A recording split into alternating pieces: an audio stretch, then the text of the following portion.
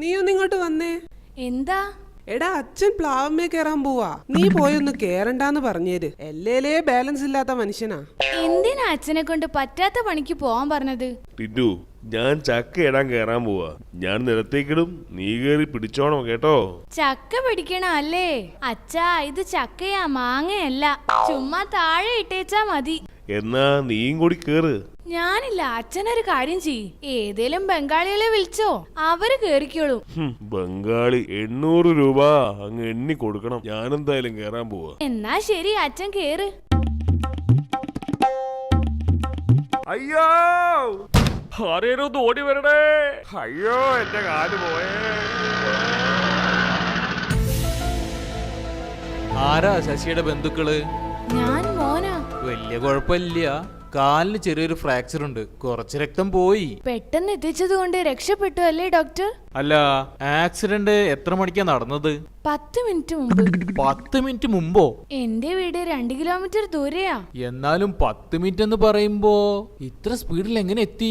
Actually അച്ഛൻ പ്ലാവിൽ കയറാൻ തുടങ്ങുമ്പോഴേക്കും ഞാൻ സുന്ദരേട്ടനെ വിളിച്ചു പറഞ്ഞു ഓട്ടോറിക്ഷ കൊണ്ടുവന്ന് റെഡിയായി നിക്കാൻ. അച്ഛൻ പ്ലാവിന്ന് വീഴും എന്നുള്ളത് ആദ്യമേ ഉറപ്പുള്ള കാര്യമല്ലേ, അതുകൊണ്ട് ഞാനൊന്ന് റെഡിയായി നിന്നു. അച്ഛൻ എന്ന് കാണുന്നതാ.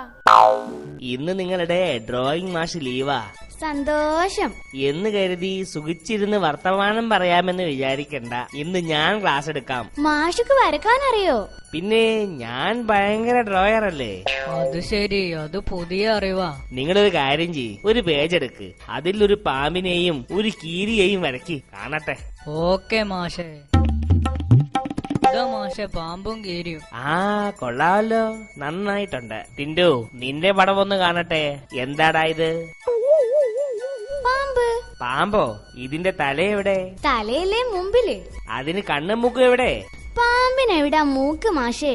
മൂക്ക് മാഷോ? മോഹനം മാഷെന്ന് വിളിയടാ. മാഷേ, പാമ്പ് തിരിഞ്ഞു നിക്ക, അതുകൊണ്ടാ കാണാത്തെ. കഷ്ടം. അല്ല, ഇതില് കീരി എവിടെ? കീരി? ആ, കീരിയെയും വരക്കാൻ ഞാൻ പറഞ്ഞില്ലേടാ. അത് ആക്ച്വലി ഞാൻ വരച്ചതാ. എന്താന്നറിയില്ല, പാമ്പിനെ കണ്ടതാണെന്ന് തോന്നുന്നു. കക്ഷി ഒരു ഒറ്റ ഓട്ടം. നീ എവിടെയായിരുന്നടാ? കൊച്ചി വരെ ഒന്ന് പോയി. മാമൻ ഓപ്പറേഷൻ കഴിഞ്ഞ് കിടപ്പിലാ. എന്തു പറ്റി?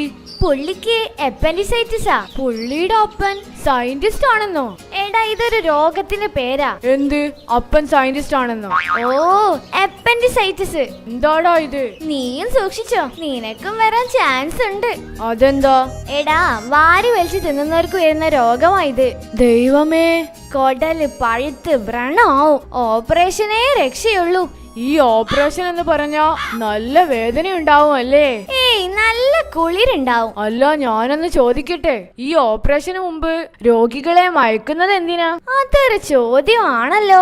പറയടാ, എന്തിനാ മയക്കുന്നേ? അത് മനസ്സിലായില്ലേ? എടാ, രോഗിയെ മയക്കാതെ ഓപ്പറേഷൻ ചെയ്തു കഴിഞ്ഞാ രോഗി അത് നോക്കി അതിന്റെ കുട്ടൻസ് പഠിച്ചു കളയില്ലേ. പിന്നെ അവൻ കേറി സ്വയം അങ്ങ് ചെയ്താലോ. അതിനാ മയക്കുന്നത്, മനസ്സിലായോ? എടാ ടിൻഡു, നാളെ തുടങ്ങുന്ന യോഗ ക്ലാസ്സിലേക്ക് നീ വരുന്നുണ്ടോ? ഞാനില്ല. എടാ, യോഗ സൂപ്പറാ. നല്ല സൂപ്പറാ. രാവിലെ 5 മണിക്ക് എണീക്കണം, അറിയോ? അതിനെന്താ, യോഗയല്ലേ? വല്ലാത്തൊരു യോഗ.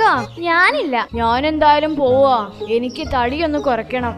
എടാ, അതിന് യോഗയുടെ ആവശ്യമൊന്നും ഇല്ല. നിന്റെ ഫുഡ് ഒന്ന് കുറച്ചാ മതി. അതാ എനിക്ക് പറ്റാത്തത്. എന്നെ കണ്ടില്ലേ, ഞാൻ വരിച്ചു വരി കഴിക്കാറേ ഇല്ല. ഒരു കൺട്രോളൊക്കെ വേണ്ടേ? എനിക്ക് ഇറച്ചി മുട്ട എന്നത് കണ്ടാൽ ഒരു കൺട്രോളും ഉണ്ടാവില്ല. എന്നെ കണ്ടു പഠിക്ക്. ഞാൻ ചിക്കൻ സൺഡേ മാത്രമേ കഴിക്കൂ, മുട്ട വല്ലപ്പോഴും. ചിക്കനും മുട്ടയൊന്നും ഇല്ലാതെ എങ്ങനെയാ ടിൻഡു? പക്ഷെ ഞാൻ ഡെയിലി പാല് കുടിക്കും. അതാ എന്റെ ആരോഗ്യത്തിന്റെ രഹസ്യം. ദേ ഡുണ്ടു വരുന്നു. നീ അറിഞ്ഞോ, നിന്റെ ആ കുറിഞ്ഞിപ്പൂച്ച ചത്തുപോയി. അയ്യോ, എങ്ങനെ? നിലത്തിൽ വീണു പോയതെന്നാ കേട്ടത്. വേഗം ചെല്ല്. അയ്യോ, ഞാനതെങ്ങനെ സഹിക്കും ദൈവമേ. കണ്ടോടി, അവന്റെ സ്നേഹം കണ്ടോ? പെറ്റിനോട് ഇത്രയും സ്നേഹം ആദ്യമായിട്ടാ കാണുന്നത്. സ്നേഹം ഒലക്ക. ആ ഒരു പൂച്ചയുടെ ബലത്തിലാ ഇത്രയും നാളെ ഞാൻ പാല് കട്ടി കുടിച്ചത്, അറിയോ?